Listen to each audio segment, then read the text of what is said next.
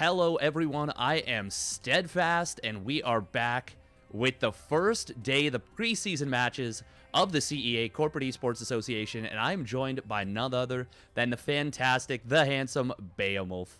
Beowulf, how are you doing? How have you managed this off-season break? Well, you know what, Steadfast? I have been just crying in a corner in a little bit of ball in the corner of my room, rocking slowly back and forth because CEA is not a thing, but I've been able to uncurl, to speak again, to talk to people, to enjoy my life. Light has entered my life back again, Steadfast, because the CEA is back. And yes, this is the preseason. These matches don't really count to anything other than personal pride and serve as a little bit of a tune-up for the teams, for the players. But look, I get to stretch again. I get to get out of that little ball. My ears are no longer permanently, my cheeks are no longer permanently tear-stained. And I am, light is in my life again, Steadfast. It's a good time. I agree, and not overselling it at all. Yeah, no, seriously, the CEA is a great thing. They've been doing some really awesome stuff, some really fantastic stuff, and I'm really looking forward to what this season can bring. As I did mention earlier, it is a preseason match, so this one's going to be between two teams that I believe have been around for quite a while at this point. We've got the Redhat Hatlings and the Google 1E100. I believe this is the X team. Oh, I put myself on the spot once again. It only took 3 minutes into the broadcast, and we're already doing that. The Google Xmeplars? Is that how you would pronounce it? Xmeplar. Of course. That's my guess. Yeah. Yeah, that's definitely what it is, 100%. The Google Xmeplars. And, well, these teams, as I said, have been a part of the CEA for quite a long time. And I am really looking forward to seeing what they can do in this preseason match. Absolutely. I've been promised some shenanigans talking to these players because, I mean, hey, look, Redhat Hatlings, they were at the bottom of the table in the CEA last season. And I believe, actually, while Google has been an organization within the CEA for quite a while, I want to say this is the first time that Google has had 3 teams in the CEA. Last year, they had the 1E100, and they had... what was their other team name? They did very well, but I can't remember their team name for the moment. But they had their A team and their B team. But now they have their X team. So we're going to see actually a fairly even matchup get on ready here for our preseason matchup. But you know what, Steadfast? What do you think we're going to see here? I mean, we do have our players in lobby, so we should probably get that started sooner rather than later. Yes, I definitely agree with you there.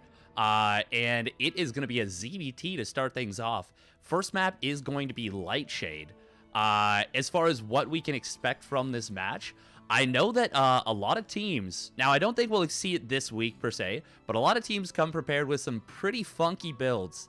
And I know that you remember from last season, we had some very, very cool snipe builds prepared.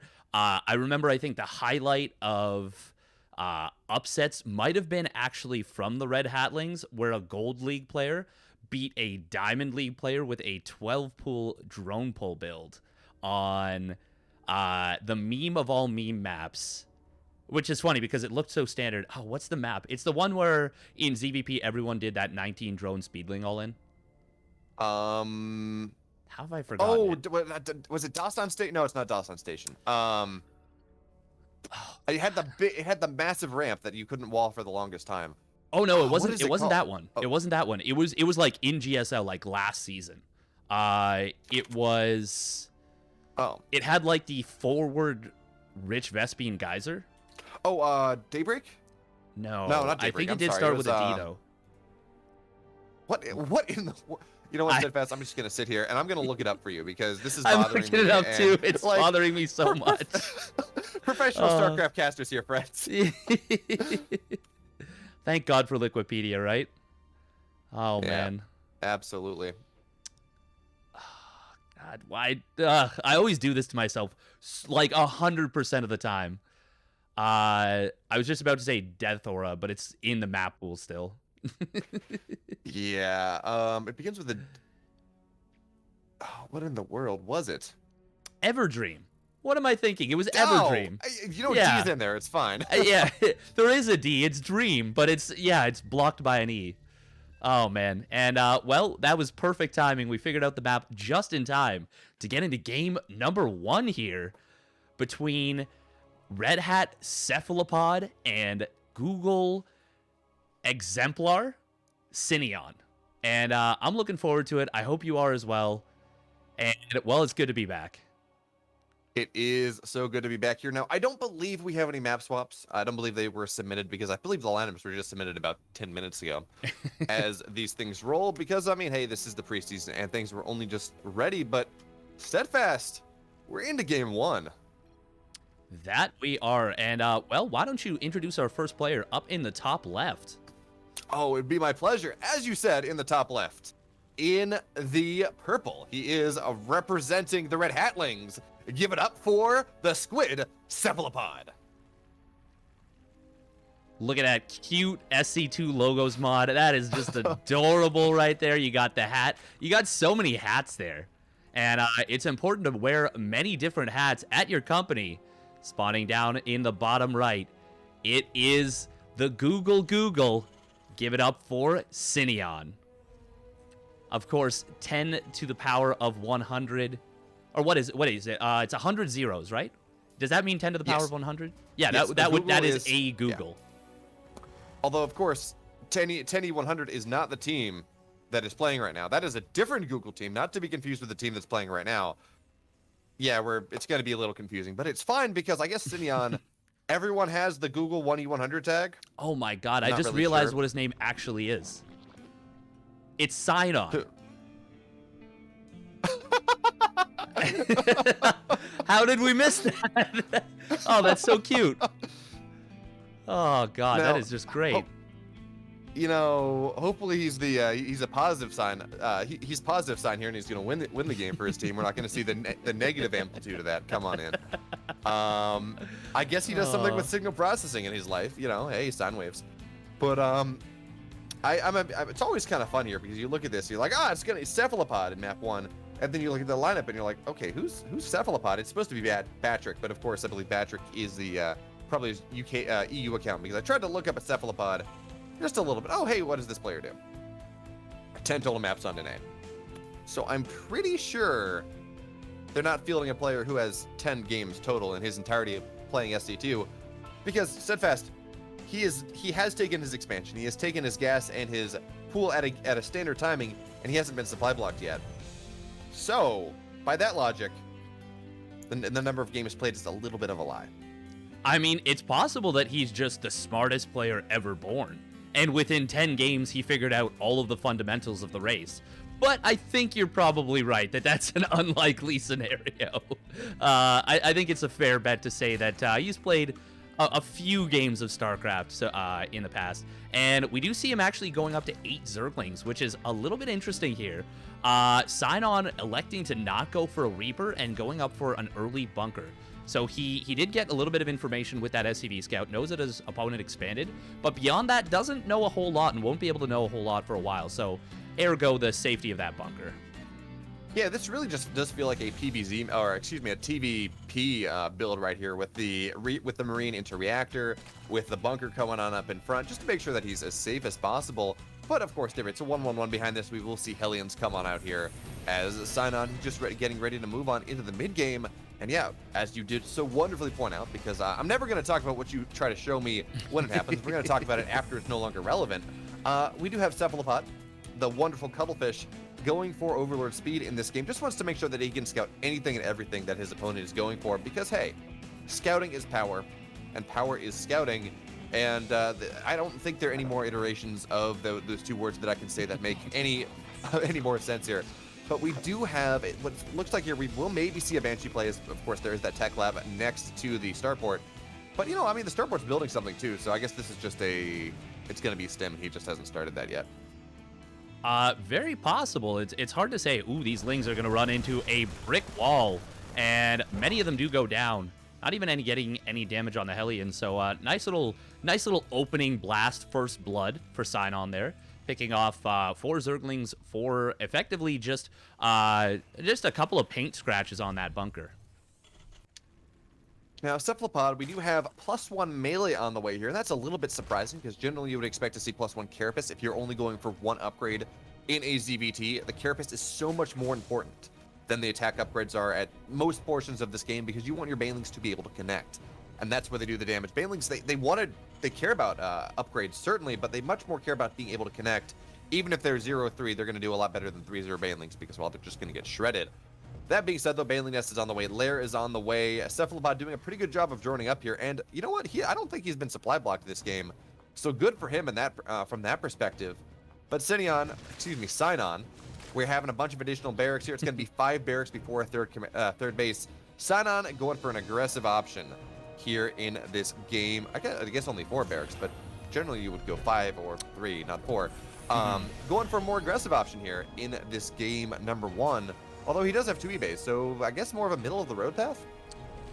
It seems like he wants to get very, very aggressive, like you said, and maybe wants to be able to kind of transition out of this. But ooh, look at what we're seeing somewhere. Where is it? Oh, this could be fun here. And, well, I'm really intrigued by what this could mean. All right, so Steadfast, we're not going to look at anything else. Okay, there we go. I was going to say, we're not going to look at anything else on the map until this gets picked up. But hey, Cephalopod, he is on top of things. There is a third base on the way here by Sinon. It's a little bit late, but it should be fine. And now, hey, with Overlord speed coming on, the Marines will not find this. Stim is not done yet. And Sinon, he's not pulling. He's just going to lose. Okay, only 6 workers. Okay. Sometimes it's better to not pull than pull, I guess. Yeah, that was interesting, but I mean, 6 workers is still pretty nice. We see the worker count is quite far in favor of Cephalopod. We see that first supply block happening as he does lose that Overlord, but overall, like you said, he's been pretty on point in this game, and that is a lot of Hellions, though, and the army is pretty much entirely Zerglings here, so Cephalopod's going to have to be very, very careful about engaging into those Hellions, wants to make sure he hits from multiple angles, doesn't actually know that they're there at the moment, which is a funny little circumstance. He's got scouting all around them, but doesn't see the actual units, which is very, very funny to see. Absolutely. All around him are familiar faces, worn out places, something, something, something. I think I'm quoting that song. I'm doing my best. But interestingly enough, Cephalopod, he is here on 54 workers. He's getting more and more workers as time goes on. He has his 4th and 5th base both up or just about to be up. But there is still no +1 carapace. It does mean that these Hellions will continue to be a whole lot more effective than they would potentially be. But Cephalopod, he's content. He says, okay, time to get a Spire on in here. I'm just gonna pin you back, pick you apart, make your life as miserable as possible. And the amount of players that are not actually even Zerg players, I've heard just complain about, oh, hey, it's a mutas. This just makes my life so hard. Is significant, Steadfast, because, you know, no one likes to just be ping-ponged around their bases and just try to defend as much as possible. But now we have the Hellions they're going to run in here, and the Queens are not in position. Actually, there are only 3 Queens on the map. So that means a lot of drones are going to get roasty-toasted. And, of course, with the Zerglings, they don't have a lot of armor, so some of them will go down. It's not going to be the best trade here for Sinon. But there we go. 8 workers go down. A bunch of Zerglings do die as well. And away we go. Actually, those drones do need to get back to mining. As they're just pulled for the moment. There they go. Back into mining now. And, I mean, the game goes on. Cephalopod, 65 workers. He's up 15. He's down in army supply a little, but you got to remember, Lingbane is incredibly supply efficient, especially on creep. Not that the creep has been spread too much this game, because Cephalopod has opted to go for more just macro army base. He does not really care about getting up to 7-8 queens. He says, no, I'm going to spend all my money in Zerglings and mutas and tech and extra bases, because I don't need to inject. If I get 7 hatcheries, who really cares? I guess that's the play for him. Is now the mutas, they've shown their way onto the map here, but there are a lot of missile turrets. It's going to be a little bit difficult for them to get the damage they're looking for. Yeah, it is. And we do have this army from Sinon kind of just sitting out there on the map. Nice find on this 3rd command center. Going after that, it should be able to pull back to the safety of these reinforcements. But yeah, Sinon representing a lot of threat with this push. Only 2 siege tanks, though. And with +2 melee banelings, despite the fact that there is no carapace, if they can get on top of these Marines, that is going to be a nightmare for Sinon. But, oh well, the engagement is going to come in here. Marines trying to go after the base. They are going to get... Oh my god, they get the base. But will they lose too much in the return? Most of the banelings have gone down. There's a couple on the bottom side, and a nice hot pickup from Sinon. Is it going to be able to save these units? That's a lot of mutas on the retreat. And if he can get these medevacs, that's going to be a devastating loss. And they will go down. Great moves from Cephalopod right there, despite losing the base. Steadfast Cephalopod, even if he didn't get +1 armor, even if he didn't do all that, but you should probably take a look at the meters that are now flying into this natural. Anyway, even if he did not get that amount of damage done, he is at 21 meters all of a sudden. These are +1 meters, and he's just going to look to try to target this command center down. But you know what? Liberators, they do a surprising amount of damage. You got to remember, they're not the Liberators of yesteryear, where they would just kind of go on and 3 Liberators would kill any number of meters just instantly. That being said, though, nice splits there from Cephalopod. He will stay alive, and now he's at double the total supply of his opponent. Double the army supply, over double the worker supply. And he's just going to shark around with these mutas. I don't believe he's lost all that many.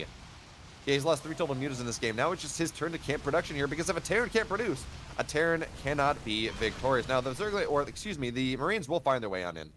But there's only so much that they can do. +1 mutas, 1-1 Marines. Now this run by is not going to get a whole lot done, though.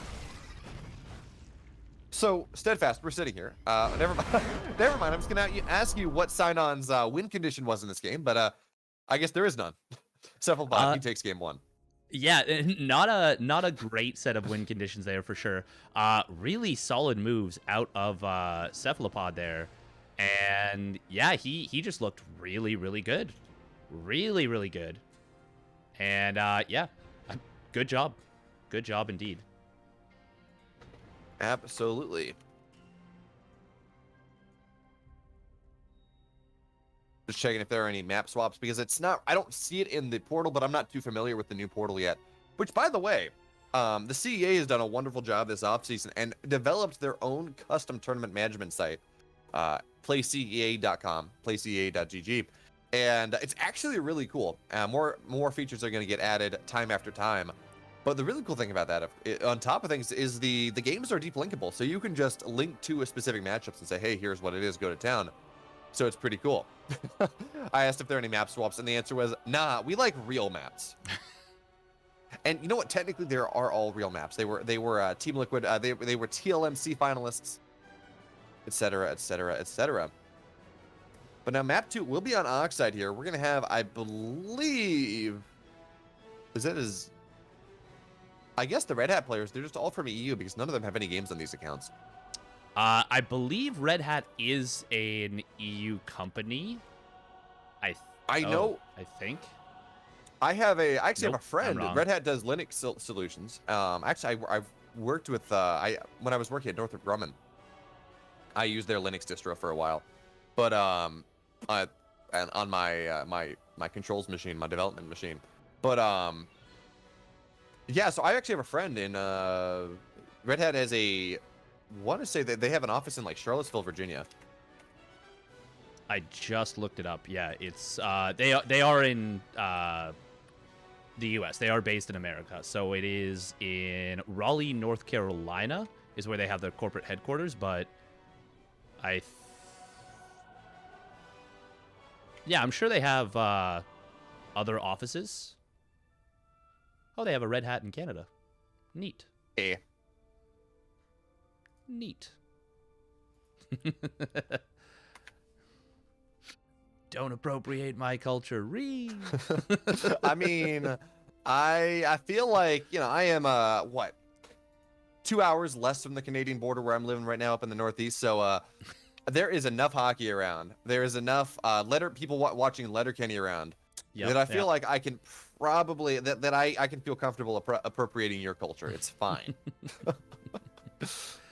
Exactly. You got people having their maple syrup. Yeah.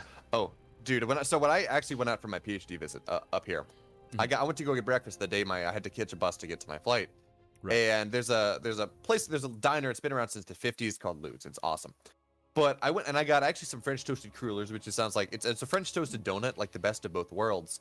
But they asked me, hey, do you want maple syrup or do you want like corn syrup? And I'm like, excuse me, I am literally 200 feet from Vermont. I'm in New Hampshire. And you ask me if I want corn syrup in this part of the country? Like, what even is this? Please, I don't get it. What I do know, though, what I do get is we're into game number 2, Steadfast. That we are. And who do we have up in the top right? That's a good question, Steadfast. In the upper right, in the purple, for Google Xmeplar's, he's Marfon. And his opponent, a member of the Red Hatlings, trying to put his team up 2-0 here. It is the high-octane drink, Nitrous. Steadfast. you know, Nitrous, before it was a drink, was actually... I mean, you work in a garage. Like, of all people, I would expect you to know. Yeah, Actually, it's a I know car you know drink. this, but yeah, there we go. It's a drink for cars. Makes happy. Increases the oxidation of the fuel. Yeah, more reactive mass. It's fun. Or more reactions. It's fun. Yeah, cargo burr. Engine goes zoom. Which reminds me, go ahead. Well, I was just gonna say, I don't think I've actually ever seen a car with use the nitrous in real life. I don't think I've ever seen a car actually pop it and just go vroom. Obviously in movies, yeah, but I've never seen it in real life. I mean, Steadfast, don't you know movies are real life? That's just how it works. So if you've seen it in a movie, you know exactly how it works in the real world. True. Ooh. Yeah. Oh, never mind. For some reason, I saw that in my head. I'm like, quick third command center. No, Steadfast. It's a minute 45. It's not a quick third command center. It's just a high ground natural, which, Steadfast, you know what this probably means? What's that? You know what? There are a lot of Terran players that like to do this when specifically they're going for mech. I don't know what it is, because you still get your units early enough, but yeah, okay, I think this is actually going to be mech here. That early tech lab will go for the factory, and with the double gas here, I mean, yeah, I think that's exactly what we're going to see here in this game number 2. So hold on to your butts, ladies and gentlemen. We're going to be here for a while, maybe. I mean, who knows? Marfan might be able to just break him like that, but mech, these games go long, and at lower levels, absolutely mech can feel quite difficult to deal with. Because there was a spine and an... Oh, well, I like this roach for one, actually. Are we going to see Marfan go for like a 1-1 roach timing? That actually seems like a pretty good option against the mech style if you get enough Ravagers, but if there are enough tanks on the high ground, I mean, there are enough tanks on the high ground. Yeah.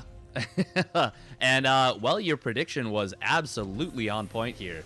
As second factory coming down straight up into a siege tank as the first unit. Okay, and we just yeeted ourselves across the map, as you do. The mouse, the mouse took too much nitrous. Mouse goes zoom. So I think this... So this is going to be like the... Okay, I guess this is going to be like the 36, 35, 34 drone roach attack, but we don't have enough gas for that.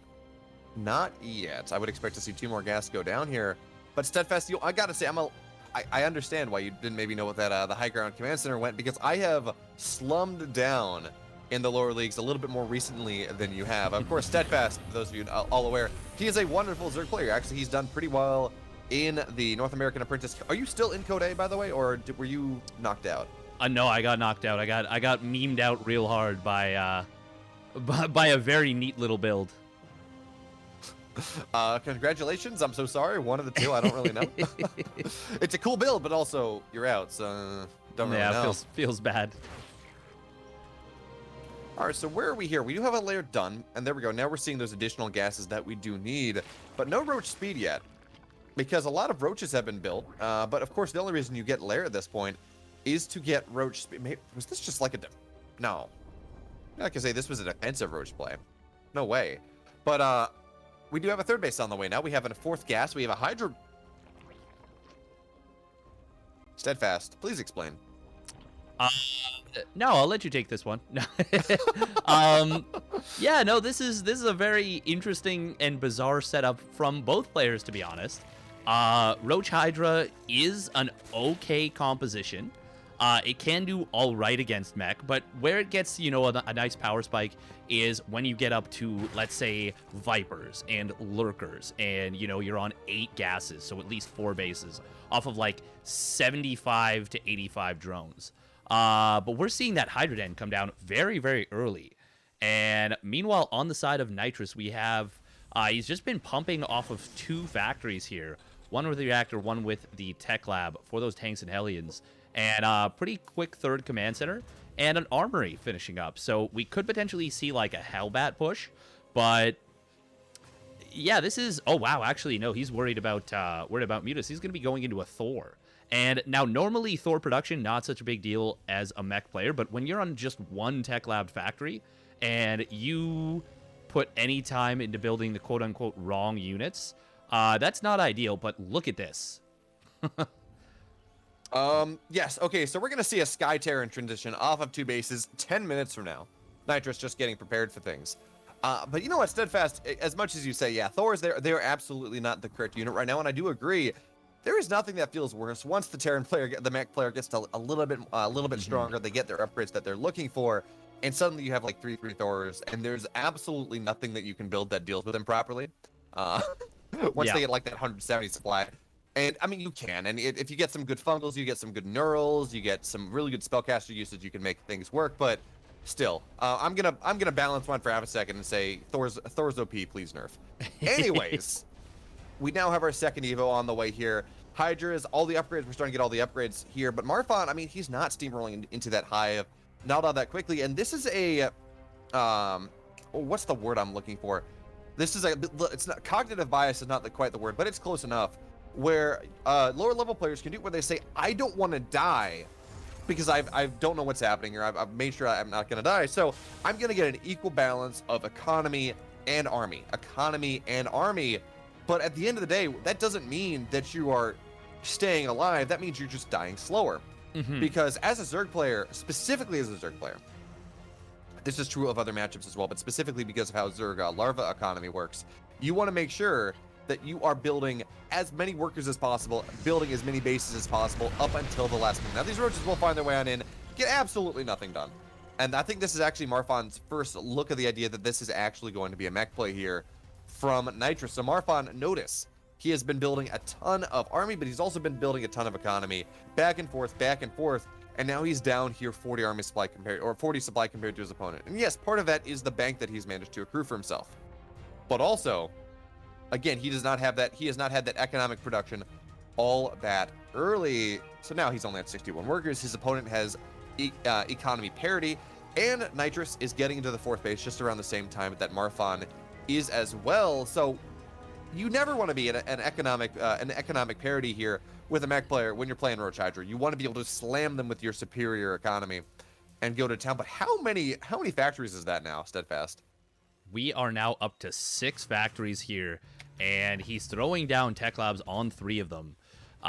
He is going to have a very, very big spike in production capabilities. And he's already going up to a 5th command center here. This is starting to get out of control a little bit here. And Marfon, I think he might be thinking about Broodlords as an answer to the mech. But his opponent's already building a significant number of Thors. Like, there's already 3 Thors on the map, and he's now building 3 at a time. Now, the one thing that's a big problem for him is the total lack of mech upgrades. Like, he has, of course, the +1 vehicle plating, but as you said, he's actually transitioning for Sky, and that is a weird scenario. Well, you know what, Steadfast, on the flip side here, if he does notice that this will be a Broodlord transition here from Marfon, he will have really powerful Vikings to deal with the Broodlords later on. Now, of course, we have no star. Do we even have a starport on the map? I don't believe so. No, actually. we don't. We have no starport. The best upgraded Vikings you've never seen. Exactly. And actually, it was interesting. Nitrous was very afraid of those mutas early on. I mean, you saw the fact that there was a missile turret in his base by like 3 minutes on into the game. So he's very, very worried about these mutas. But it's going to be Corruptors. And we have, how many Corruptors do we have on the map right now? We have 9 Corruptors, 9 potential Broodlords. But Marfon, despite everything, he is not mining gas off of his 4th base. His 5th base is on the way, but he's also not mining any gas from that yet. So he is really lacking from a gas perspective. And Broodlords, they're really expensive. They are quite a commitment, a significant gas expenditure. And when you're sitting here only on like a 600 gas bank, it doesn't feel all that great. No. I just want to say, by the way, that I mind hacked Marfon. Like, I zoomed in on the Spire like 4 seconds before he morphed it in. Like, I just... that was just bizarre. But 4 more factories on the way. Oh my God, 6 more. Jeez. We're going up to 12 factories. You know what? Oh Okay, my so goodness. I buy it. Here's what's happening. Plus Here, 3 Steadfast. air. Here's what's happening.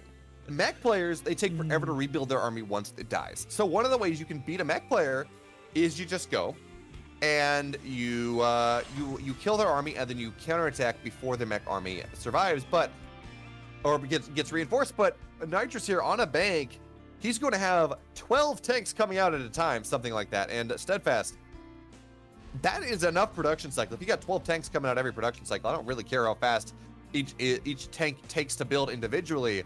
You'll be absolutely fine. Here's now the first push out coming out, and yes, there are no attack upgrades on this mech force, but there are still +2 armor, and there's just not enough here right yet. Do we have these Thors in high impact payload mode? It does look like that is the case, so we're gonna see everything go down, get shredded. This base is gonna come under fire. This base is gonna go down. And yeah, I mean, the trade, yes, it's not +2 mag. It's not heavily upgraded attack force on the mech here, but Thors, they kill everything pretty quickly. The Hellbats and the Hatlings are going to kill a bunch of stuff as well, because, you know, who needs specificity? It's just a bunch of stuff and things and stuff here. Now the Broodlords have shown themselves, and some nice transfuses will keep them alive for the moment, but now the rest of the Thors are coming to bear, and we're just going to see them get shredded. Oh God, are we ever, even without any attack upgrades, all of the Broodlords are getting taken down here. I believe only 2 Thors have gone down. That is the Zerg absolutely broke on gas and broken spiritually right here. Hydras are flooding in, but well, they are 2-2. But there's just so much Terran mech right here. Oh my God, and the tanks and Thors absolutely raining hellfire down on these poor Zergy units. Is there any way out of this chokehold? Yeah, Steadfast, I'm not exactly seeing it here, and you say spiritually broken. I am feeling spiritually broken after this game. Nothing happened, and then the Zerg player died. Now, that's not exactly the case, and it was some inefficiencies in how the Zerg player decided to approach their economy, decided to approach their upgrades, decided to approach their tech paths. And Nitrous, he was allowed to absolutely just get bases for free. No pressure happened, but we also did not see Marfan pressuring that, because there's the old adage, right? You know, when your opponent attacks, defend. When your opponent defends, expand. When your opponent expands, attack.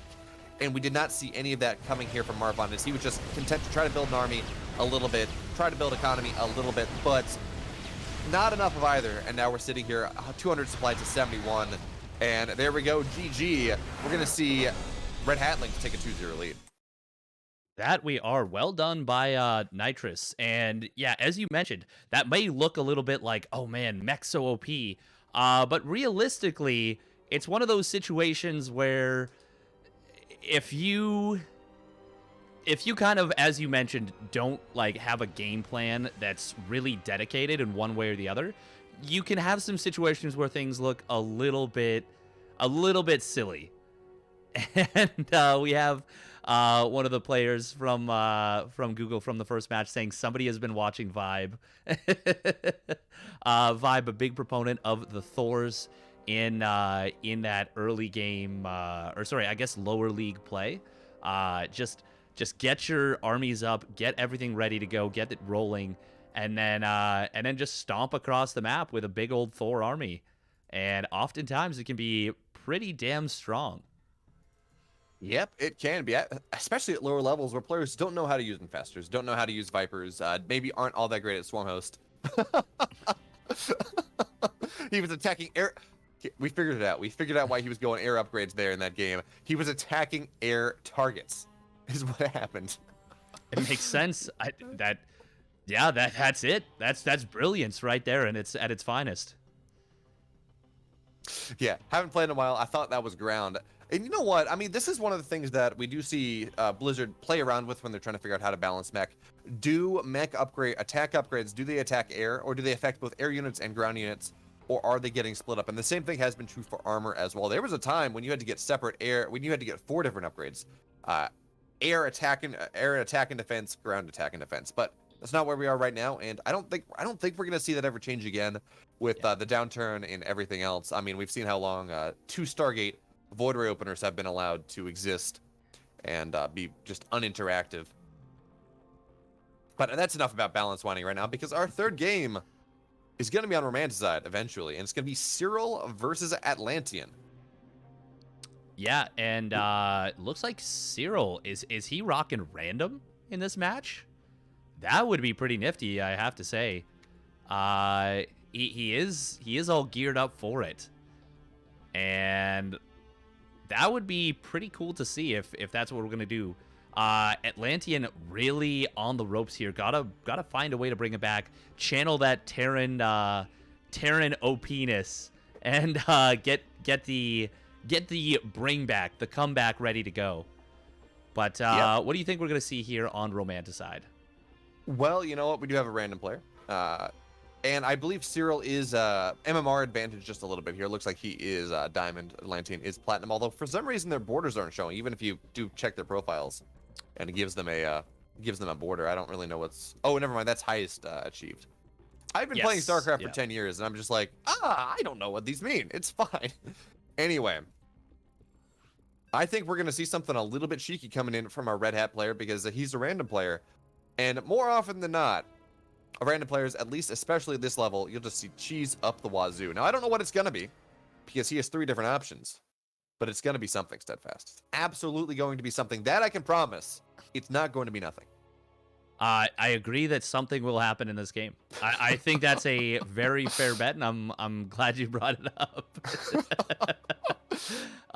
Funny, it looks like Atlantean actually is a Protoss player. Was not may have just because it always defaults to Terran, so just I guess didn't change that at the moment. But we have it corrected now, and we are getting into game number 3 here. Why don't you introduce our first player in the top left? Absolutely. In the upper left, in the blue, the Protoss player for the Google Xmeplar is back against the wall here. Give it up for Atlantean. And his opponent looking to close it out, I believe getting his race of choice. Spawning down in the bottom right. He is representing the Red Hatlings. It is Cyril. So Steadfast, did you see the mashup video that was posted to StarCraft Reddit after the 3-Winged Angel finals? I did actually, yes. Maciovis, I believe, yeah. I don't know who posted it, I forget, but yeah, it was a lot of PvZ. So you saw Cats and Nathanius, just a mashup of them every time they said Void Rays. And it was a lot. It was like a 3-minute video. I was like 4.5 minutes. It was insane. It was glorious. But I mean, that is the state of the matchup right now. Now we are at a lower level. We're not at the top tier pro level, which means in part metas take a little bit longer to reach lower levels, and things that are really strong at high GM, at the sterile quality, of this Raynor quality type of play, they may not be as impactful here. In when we're looking at Platinum, Diamond, Gold, Silver, Bronze, even Masters level players, like you saw for a while, you saw Raynor going for just pure Ling Bane style against Terran. And it was very, very, very good for him. He was able to hit his macro appropriately. He got his injects appropriately. Yada, yada, yada. It worked out very well for him. You try to have a gold player do that, they're just going to die every time because they don't have the macro mechanics to make sure that they are able to accomplish that. They're going to be floating a lot of money. They don't have the larva. They won't have their injects in time.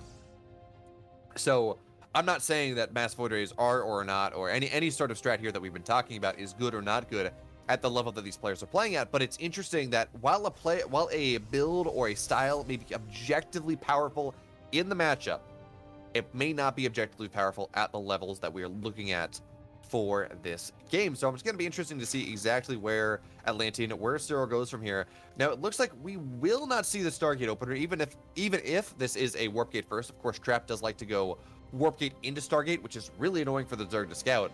That being said, there's a Stalker on the way. All the gas has been spent, so I don't think we're going to see a Stargate coming up too soon here in this game. And hey, you know what? It's Romanticide. It's not a Stargate game. Steadfast, I'm just happy. I think it's actually going to be something even more interesting than a Stargate. I think we're going to be seeing a big Ling Flood coming in here. Cyril taking advantage of the fact that his opponent had to guess what his race was. And that means he did not throw down that low ground pylon. There is no defenses on the high ground. And it will be a robotics facility, but more importantly, there's nothing to defend against these Lings at the front. And Cyril's going to go right after this pylon, and he won't be able to prevent the Adept from getting on out here, but he will get this around on the unit as it pops out, and this is already so much trouble here for Atlantean. Cyril may very well just seal the series with this W right here. Yeah, Steadfast, this is just GG right here. There is no production here from Atlantean. Yeah, he was able to get a decent amount of workers out, all that jazz, but it doesn't matter because there are no pylons on the map, Steadfast. There are literally 0 pylons, and yeah, the probes will be pulled, and they're going to try to fight this as well as they can, but nice micro here from Cyril, making sure that his Zerglings survive as long as possible. There we go, 18, 19, 20 workers have gone down, 12 workers left on the map, no pylons on the way, so there's just nothing that Atlantean can do. GG, it's a 3-0 for Redhat. Excellent work out of Cyril. And well, that is a pretty quick start, pretty quick run to our opening series here. Absolutely. You know, I like that. I do like that idea from Cyril to just punish the fact that his opponent doesn't exactly know what he's going to do. But on the flip side, I feel like a low ground expand is on that map in particular, as a Protoss player, or excuse, as a Protoss player. You can do a low ground expand on the map. It's not all that where you can go for that full wall off pretty early. It may not be the most efficient play, but it's not like it's Juggernaut, for example. It's not like it's what's another map with a big ramp? Anyway, it's not one of these maps that has a really big natural ramp, and walling that off is a little bit weird. In fact, in a lot of matchups, we do see players like MaxPax going for that single gate expand on the low ground anyways. So I think this is just more of maybe an anachronistic style, because we notice even up on the high ground there was no wall. And generally, when you're playing against a random player as a Protoss player, you will wall somewhere, even if it is not on the low ground. So a little bit of building misplacement and 19 drones speedling all in. Well, we know how that one ended up. So Redhat, they're going to take this series. They're going to take this preseason series 3-0. But it looks like we're going to keep going on in because it's the preseason. We're going to keep playing the rest of the games. That sounds like fun. Sounds good to me. I am definitely game for that. We already have this decided. Now, it's a little bit of a kind of funny scenario, as I think one of the players has a little bit of a bug with his... So I think there was a bug at the beginning of the season where players got promoted to Masters sometimes when they were a little bit lower than that. So he's got the Masters 3 border, and actually, funnily enough, has a lower MMR than his opponent. So kind of a funny little scenario here. One of those unfortunate bugs, but I mean, hey, he gets to rep that border, so go for it. Absolutely. Steadfast, you're telling me I could go on and be a Grandmaster on my Masters 3 MMR? You tell me that's what happens here? Okay, you know what? I missed out here. I should have laddered before Grandmaster even opened so I could get the Grandmaster border, because that is absolutely how that works. It actually is sometimes. That's the funny part. Is yeah, you can oftentimes get like a 400 MMR below GM player ending up in there. It's kind of funny. But it is cool. It gives a lot of people a lot of like, hey, yeah, like super hype. And it's nice to see. It's nice to see that. Yeah, I was so disappointed when I finally made Masters. And actually, I got really close to Masters before I took a break. And then I didn't play StarCraft for like 5 years because undergrad Masters. And then I came back into it back in March, and I started grinding away, and I finally got there. But I made Masters during ladder lock. So I didn't get the whole splash screen, congratulations, you're Masters, because I hit the MMR, but still diamond because ladder lock. And the next season, I just got placed into Masters. So I didn't get any of the fancy, particles. I'm like, I could feel like an actual StarCraft player. Masters, in my mind, at the very least, was like that. That's that cutoff of, I can actually say I know something about this game. But it didn't matter because I never got the nice little promo screen, which was very, very sad, Steadfast.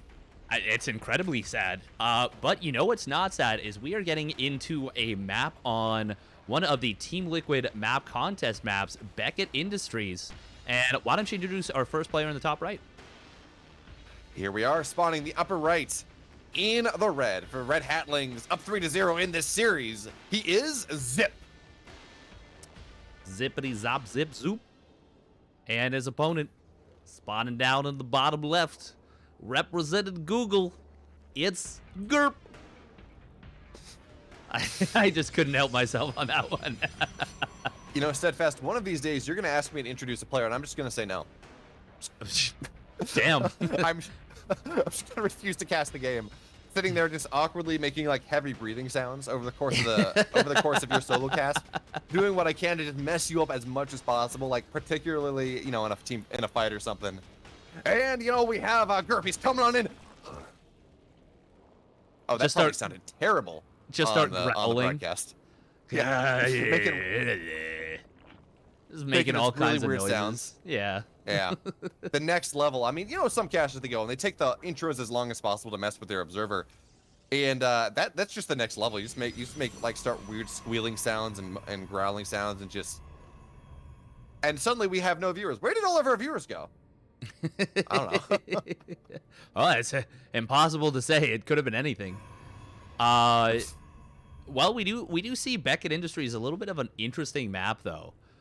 We've got these acceleration zones. It's like, oh, I want to be Death Aura, or I want to be Jagannatha, or I want to be the opposite of that one map that had all slow zones in the middle.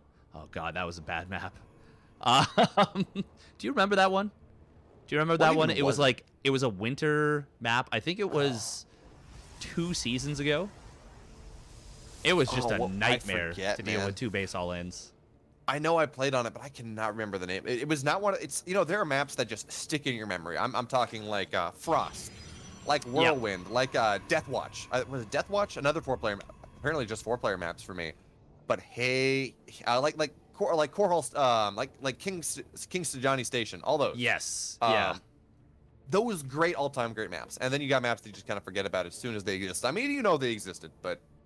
You mostly block them out of your memory, yeah. I'm familiar with the concept.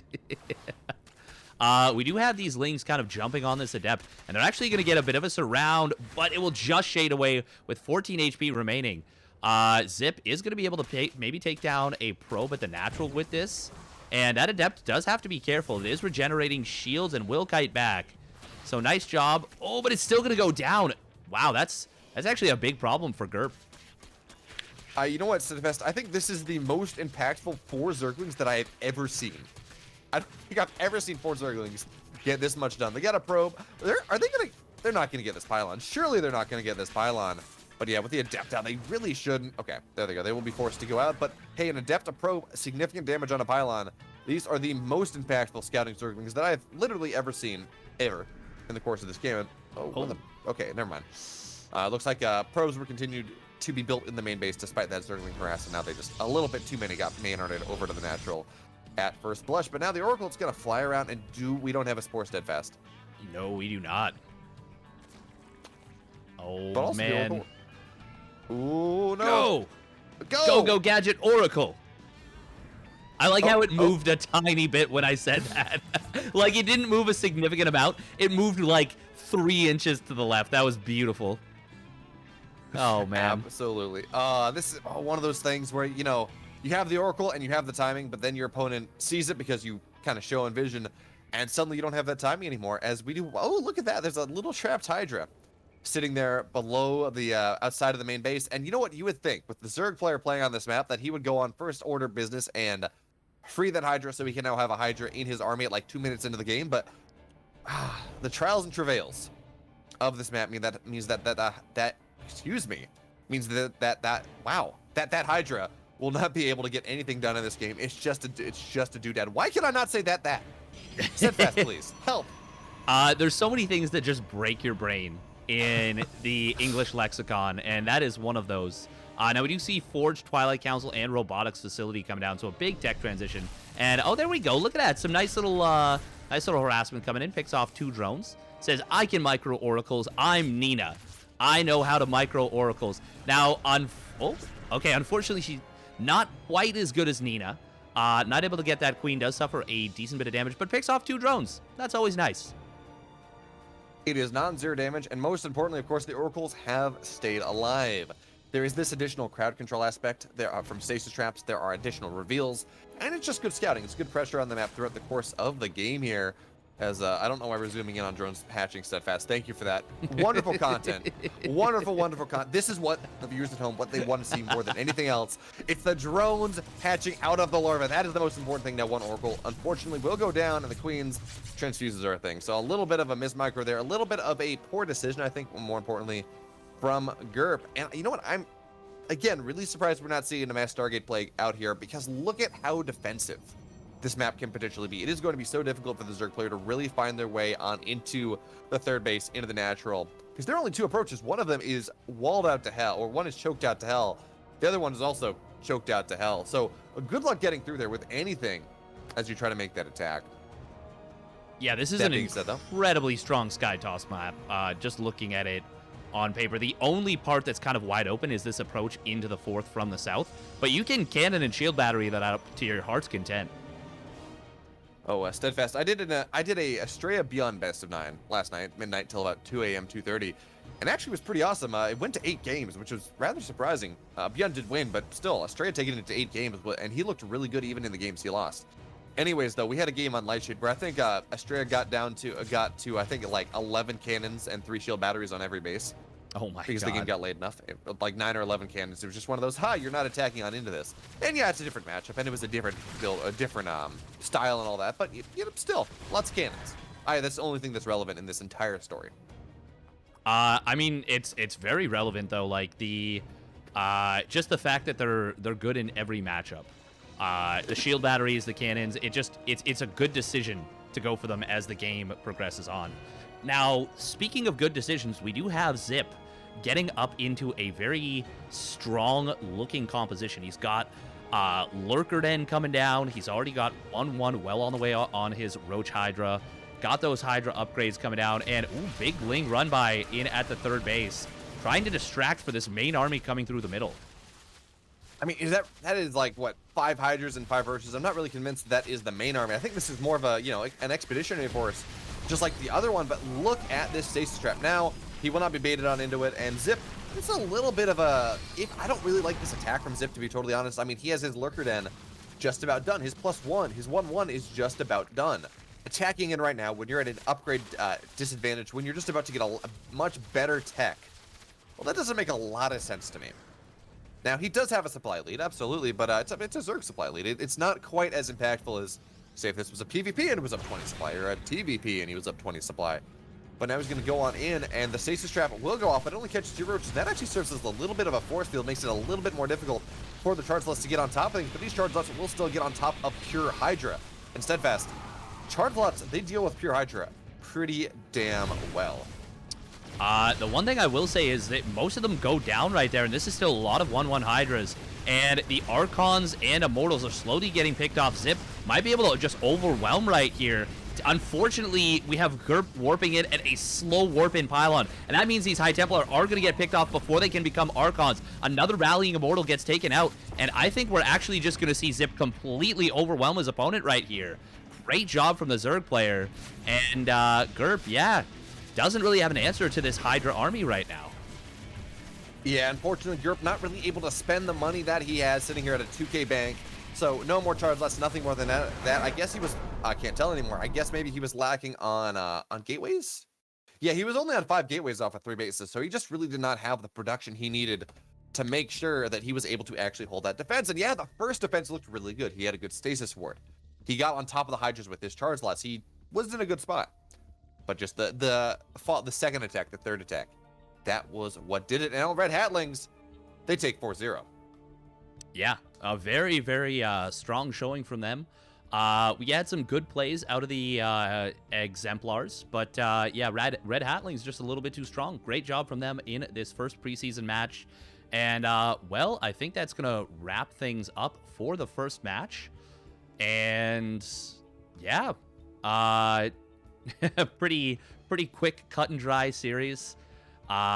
Anything you want to say to the fans, Behemoth, before we sign off here?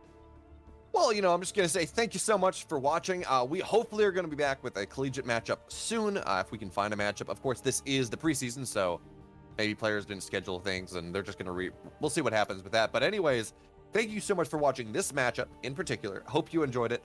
CEA is going to be going on for quite a while. I actually don't it's like 14 weeks or something. I haven't taken a look at the schedule yet, but it's going to be going on for quite a while. We get some awesome games, and of course, this is all for charity.